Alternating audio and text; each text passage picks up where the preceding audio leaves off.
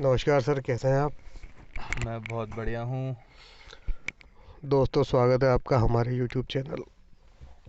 Please subscribe कीजिएगा। आज हमारा बातचीत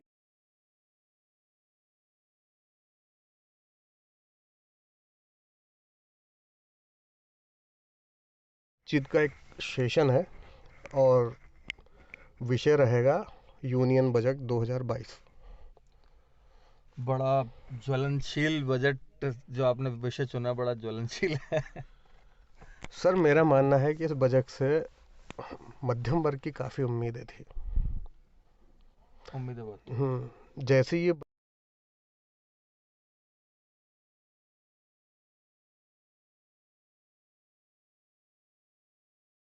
बजट कल आया, उसके पहले मध्यम वर्ग को काफ़ी उम्मीदें थी कि टैक्स में रिबेट मिलेगी, टैक्सेशन कम होंगे, कोरोना के बाद कुछ विशेष रियायतें मिलेंगी।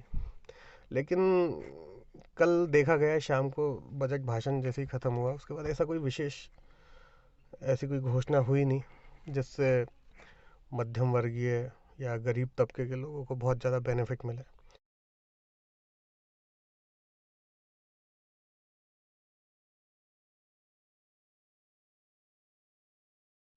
इस संबंध में ही आज एक छोटा सा चिक चेक सेशन अपन करते हैं। मैं आपसे बजट के संबंध में कुछ जानकारी चाहूँगा और कुछ मेरे मन में भी विचार हैं, वो भी रखूँगा।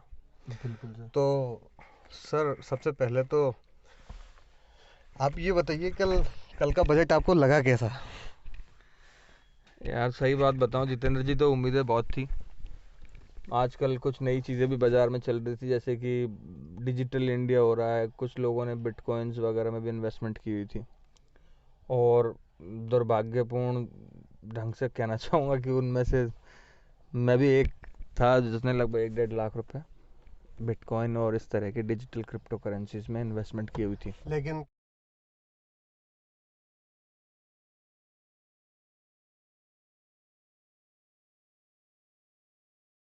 कल जो केंद्र सरकार या कहेंगे वित्त मंत्री ने जो हम्म, घोषणा की कि क्रिप्टो ट्रांजैक्शन पे 30% के आसपास का कुठारा घात हुआ है मुझ पे। टैक्स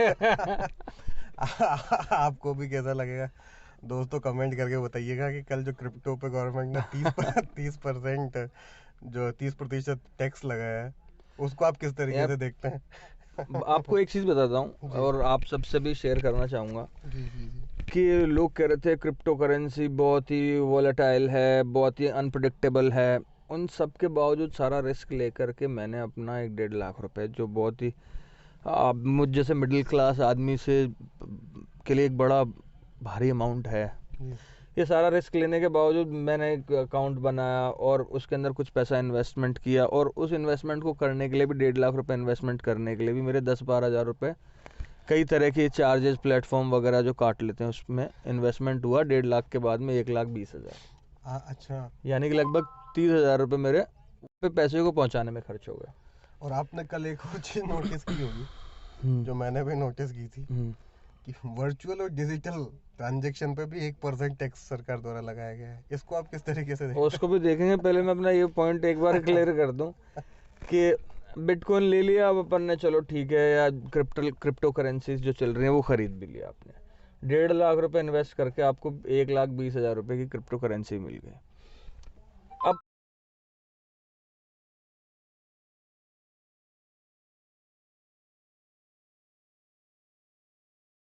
अब पॉइंट इन्होंने ये बोला है कि 30% जो है ये आपके प्रॉफिट में से इनको आपको शेयर देना पड़ेगा, 30% का टैक्स ले लेंगे।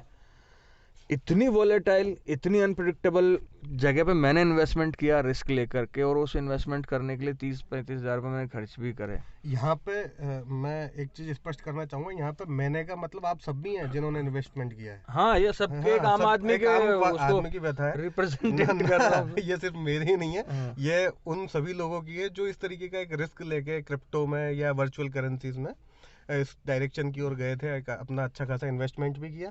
इसके बावजूद कल जो गवर्नमेंट के दो डिसीजन आए, ऐसा प्रतीत हुआ जैसे आम जनाधार पर एक कुठाराघात किया हो।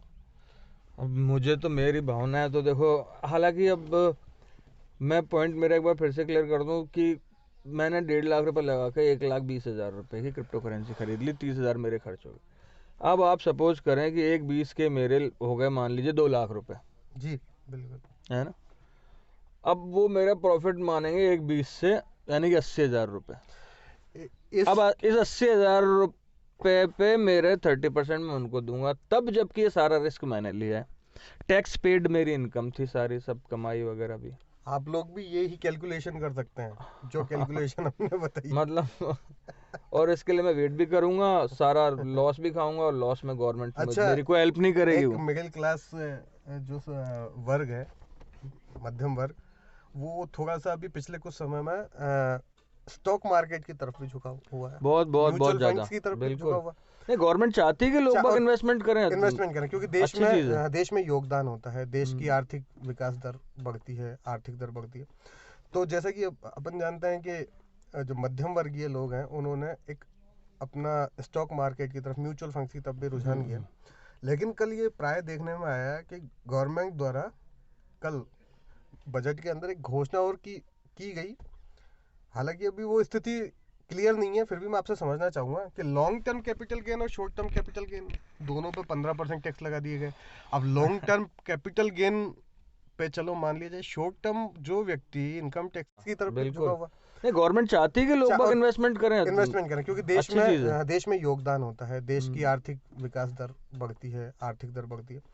तो जैसा कि अपन जानते हैं कि जो मध्यम वर्गीय लोग हैं, उन्होंने एक अपना स्टॉक मार्केट की तरफ, म्यूचुअल फंड्स की तरफ भी रुझान किया।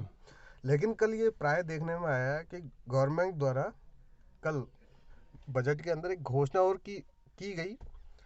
हालांकि अभी वो स्थिति क्लियर नहीं है, फिर भी मैं आपसे समझना चाहूँगा कि लॉन्ग टर्म कैपिटल गेन और शॉर्ट टर्म कैपिटल गेन दोनों पे 15% टैक्स लगा दिए गए। अब लॉन्ग टर्म कैपिटल गेन पे चलो मान लीजिए, शॉर्ट टर्म जो व्यक्ति इनकम टैक्स के दायरे में ही नहीं आ रहा हो, और उस आदमी के थोड़े सी भी इनकम पे सरकार द्वारा टैक्स ले लिया जाए, इसको आप किस तरीके से देखते देखो, ये बात तो सही है कि अभी एक पेंडेमिक से हमारा देश गुजरा है, और इससे हमने लड़ा है, और मैं अप्रिशिएट करता हूँ मोदी गवर्नमेंट को और स्टेट गवर्नमेंट्स को भी, जिन्होंने बहुत अच्छे से इसको टैकल किया और थर्ड लहर को आने से काफ़ी हद तक रोक भी दिया है, और इसमें बहुत सारा पैसा भी विदाउट डाउट खर्च हुआ है। लेकिन इस पैसे को रिकवर करने के लिए एक सिर्फ मिडिल क्लास आदमी के साथ में मुझे लगता है कुछ थोड़ा सा ज़्यादा हो गया। मैं टैक्स के अगेंस्ट नहीं हूँ, और मैं सेंट्रल हैं? गवर्नमेंट, टैक्सेशन थोड़े कम होने चाहिए। हाँ, लेकिन जैसे महिलाओं के लिए भी इन्होंने कुछ नहीं किया। 1.5 लाख वाली जो थी कि इन्वेस्टमेंट 1.5 लाख रुपए तक आप करते हैं तो टैक्स आपका बचाया जा सकता है 1.5 लाख, तो उसको भी थोड़ी लिमिट उसकी बढ़ाई जा सकती अच्छा, एक चीज़ कल के बजट में बहुत अच्छी रही, जो ट्रांसपोर्ट के है। नज़रिए से देखा जाए, तो कल लगभग 400 वंदे भारत ट्रेनें चलाने का निर्णय मोदी सरकार ने लिया है।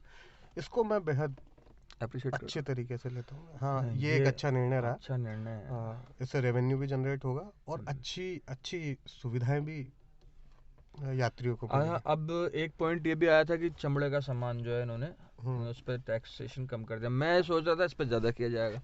हाँ, भाई ये कुछ ये, चीज़ें ऐसी है जो सामान्य वर्ग हाँ के में बहुत कम काम में ली भाई, जा सकती है, उस पर लेदर आप का टैक्सेशन बढ़ा सकते थे। उसको बढ़ाओ ना आप। हाँ, भाई, इससे जीव हत्या जो हो रही है, ये एक प्रकार से उन जीवों के लिए भी एक थोड़ी सी एक आपके सॉफ्ट कॉर्नर शो करेगा। आपने लेदर का सामान सस्ता कर दिया। एनीवे, मुझे तो इस बजट से जो उम्मीदें थी इतनी ज़्यादा मैं खुश तो नहीं हूँ इससे।